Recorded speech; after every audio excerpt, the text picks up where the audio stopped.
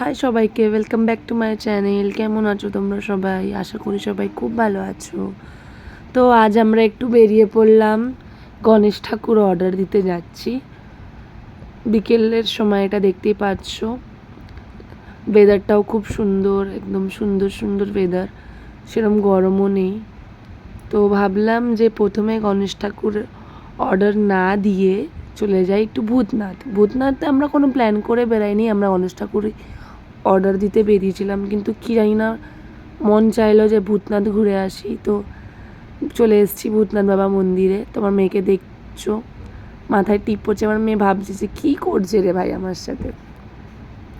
তো চুপচাপ করে লক্ষ্মী মেয়ের মতন টিপটা পরে নিল মাথায়। তো আমরা এসেছিলাম সানডেতেই এত ভিড়, কারণ শ্রাবণ মাস চলছে। তো আজকে রাত্রি 12টার পর থেকে তো মানডে পড়ে যাচ্ছে, তো আরোই ভিড় শুরু হয়ে যাবে। আমরা যখন গেছিলাম তখন তো অলরেডি ভিড় ছিল, তারপরে তো আরোই ভিড় হওয়ার কথা, কারণ পরের দিন মানডে। তো তার মধ্যে একটা গানের হচ্ছিল, গাজন হচ্ছিল এখানে, খুব সুন্দর। আমি আর ইউটিউবে এটা দিতে পারলাম না, কারণ নাহলে কপিরাইট ক্লেম হয়ে যাবে। তারপর আমরা চলে গেছিলাম মোটা বাবা মন্দিরে।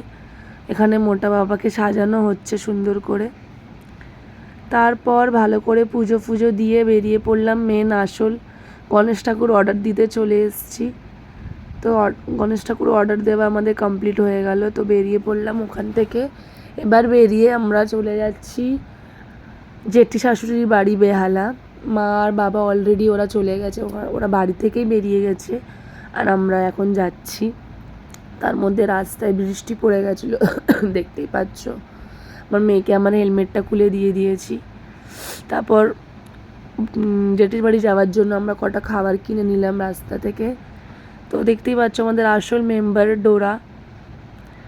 তো বোন তো ছিল না, মানে আমার মেয়ের পিপি ছিল না, ও বন্ধুদের সাথে গেছিলো, বেরিয়েছিল, তো ওর সাথে আর দেখা হয়নি। তো মেয়ে ডোরার সাথে একটু খেলে নিল, আমরা একটু গল্প করে খাওয়া দাওয়া করে বেরিয়ে গেলাম।